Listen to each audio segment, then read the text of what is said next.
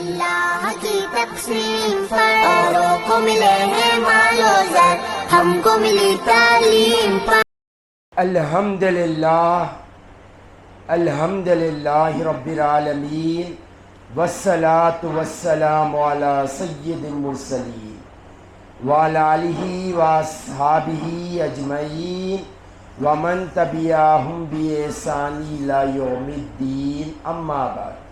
قال اللہ تبارک و تعالی فی القرآن المجید والفرقان الحمید، اعوذ باللہ من الشیطان الرجیم، بسم اللہ الرحمن الرحیم۔ لقد کان لکم فی رسول اللہ اسوۃ حسنہ، صدق اللہ العظیم۔ میرے زندگی کا مقصد تیرے دی کی سرفرازی، میں اسی لیے مسلمان، میں اسی لیے نمازی۔ محترم و مکرم عزیز سامعین کرام، السلام علیکم ورحمۃ اللہ وبرکاتہ۔ اپنے من میں ڈوب کر پا جا سراغ زندگی، اپنے من میں ڈوب کر پا جا سراغ زندگی، تو اگر میرا نہ بنتا نہ بن اپنا تو بن۔ اللہ کا کروڑ ایسا ہے کہ اللہ نے ہمیں دو عالم کے مالک و مختار، گلشن ہستی کے ولی، فصل بہار، راحت آدم و بنی آدم، محمد مصطفیٰ صلی اللہ علیہ وآلہ وسلم کی امت میں پیدا فرمایا۔ مصطفیٰ جان رحمت سے زیادہ اللہ کے قریب کوئی ہے ہی نہیں۔ جو مقام اللہ کے نزدیک مصطفیٰ کا انسانیت میں کسی کا نہیں۔ خدا کی رضا چاہتے ہیں دو عالم، خدا کی رضا چاہتے ہیں دو عالم، خدا چاہتا ہے رضا محمد۔ یہ مقام کسی کو حاصل نہیں ہو، نہ آپ سے پہلے ہوا ہے، نہ آپ کے بعد ہوگا، نہ صبح قیامت تک ہوگا کہ اللہ کسی کی رضا چاہے۔ یہ کاسا صرف مصطفیٰ کا تھا، اللہ نے کہہ دیا وَلَا سَوْفَ يُؤْتِيكَ رَبُّكَ فَتَرْضَىٰ۔ یہ شان مصطفیٰ کی ہے، تو ہم خود پریشان نہ ہو۔ سلام ہم کریں تو مبارک ہو آپ کو کہ آپ اللہ کے قریب ہیں۔ اور دوسری بات، بیچارے بھولے بھالے داماداں، بیچارے اتنے بھوکے رہتے سسرال کی عزت کے جس کی کوئی حد نہیں۔ ہم سسرال کو نہیں آئیں گے، کیوں؟ مجھے وہاں پر سلام نہیں کیا جاتا، مجھے وہاں عزت نہیں دی جاتی ہے، میرے لیے دسترخوان پر کرسی روکی نہیں جاتی۔ آپ اتنی زیادہ لو کیٹیگری کے ہو کہ آپ عزت کی طلب لوگوں سے رکھ رہے ہو۔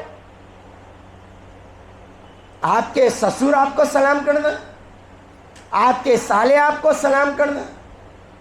حضور پاک صلی اللہ علیہ وآلہ وسلم نے کیا ارشاد فرمایا؟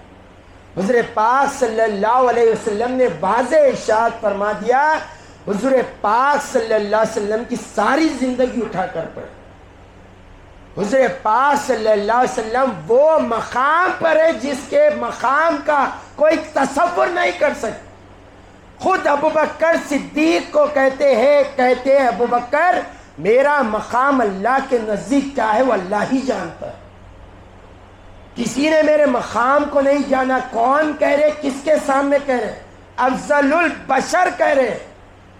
اللہ کے بعد کوئی بزرگ ہستی ہے تو مصطفیٰ کی ہے، اور انبیاء کے بعد کوئی بزرگ ہستی ہے تو ابوبکر کی۔ ان کو کہہ رہے کہ میرا مقام کوئی نہیں جانتا۔ وہ مصطفیٰ جان رحمت کیسی اپنی میریڈ لائف گزارے، حضور پاک صلی اللہ علیہ وسلم کیسے اپنے سسرال جاتے تو کیا حال تھا، ہم پڑھتے نہیں، پریشان۔ تو یہ بات یاد رکھے، یہ اندر ایک وقت وار نفس کا ہوتا ہے، ایک بات شیطان کا ہوتا ہے۔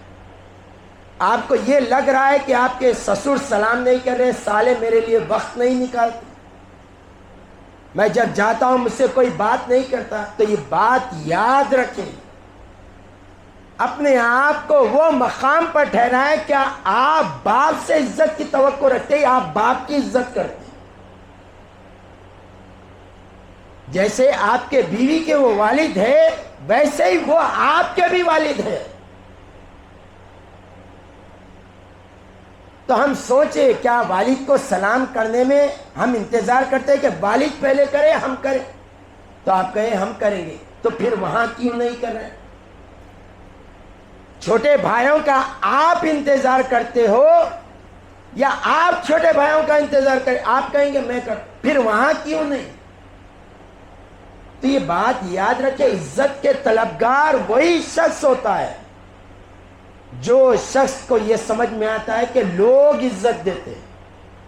وَتُعِزُّ مَن تَشَاءُ وَتُذِلُّ مَن تَشَاءُ، عزت اور ذلت اللہ کے ہاتھ، اور مانگی ہوئی عزت میں ذلت چھپی ہوتی ہے.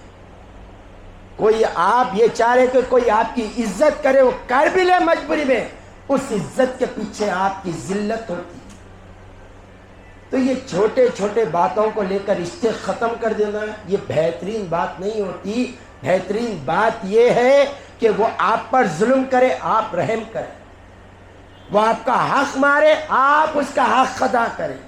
وہ آپ کو بددعا دے، آپ دعائیں دے. یہ بات یاد رکھ لیں، ایک رتی بھر کوئی آپ کو عزت نہیں کر سکتا، اور ایک رتی بھر کوئی آپ کو عزت نہیں دیتا اگر اللہ نے نہ چاہا. تو اپنی زندگی اللہ کے حوالے کر دے، اللہ کے حوالے کر دے. پھر دیکھے آپ عزت میں بھی ذلت میں بھی سکون محسوس ہوگا جب رضا پیش نظر اللہ کی ہو. دوستی بھی ہو، دشمنی بھی ہو، سکون اس وقت کی دیتی ہے جب اللہ کے لیے ہو.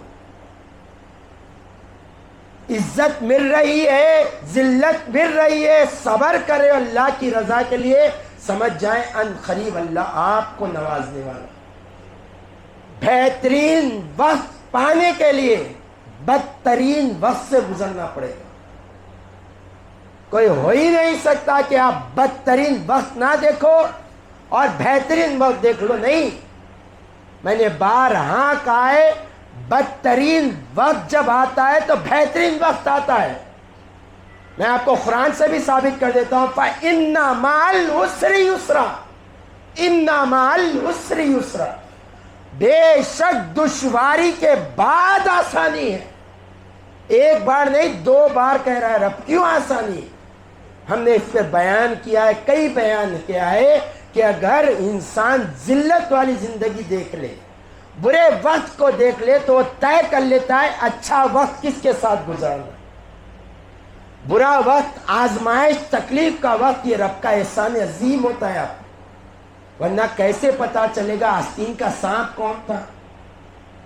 کون یہ اپنے آپ کے جو نعرے لگاتے آپ ہمیں یاد کرے کوئی وقت ہوگا تو ہم حاضر. برے وقت میں کون آتا ہے؟ جو آپ کا ہوتا ہے. تو برا وقت اچھے وقت سے بہتر وقت ہوتا ہے جب آپ طے کرتے ہو کہ اچھا وقت کس کے ساتھ گزارنا.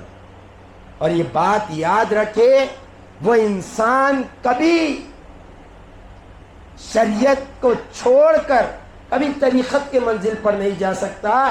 وہ انسان کبھی صوفی کے میدان میں پیر نہیں رکھ سکتا جو انسان کی دیوی تکلیف کو پکڑ کر بیٹھ جائے.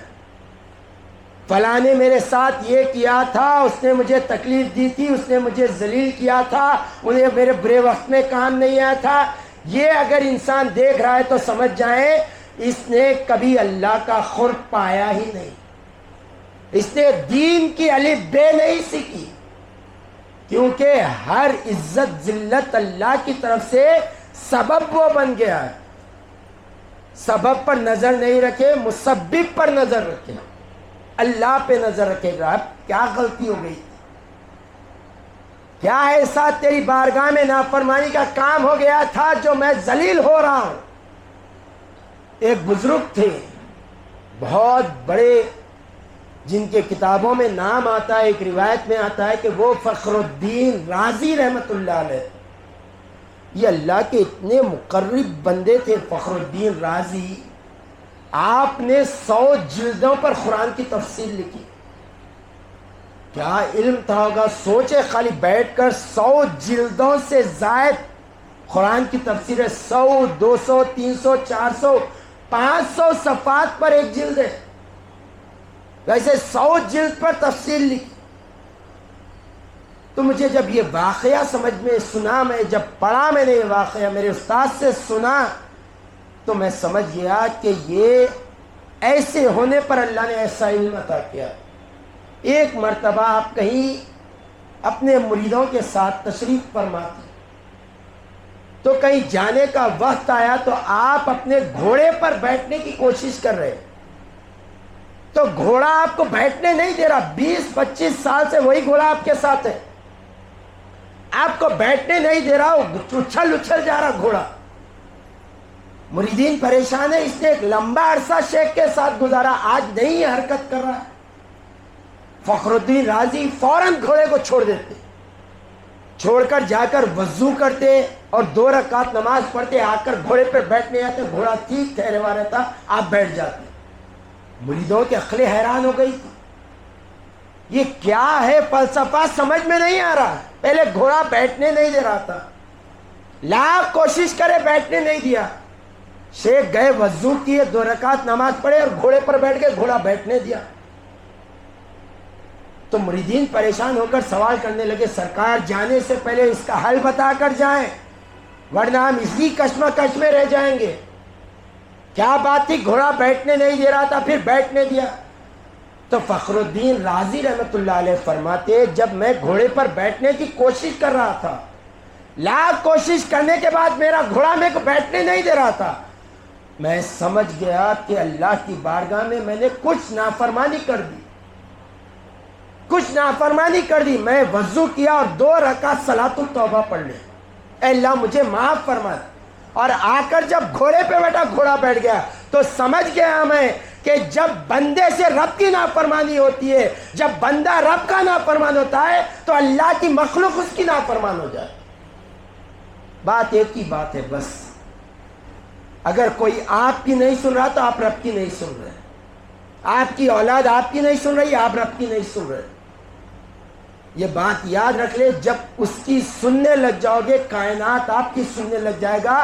قرآن خود فرماتا ہے زمین و آسمان انسان کے تابع ہے, یہی مطلب ہے بس. وآخر دعوانا الحمد للہ رب العالمین.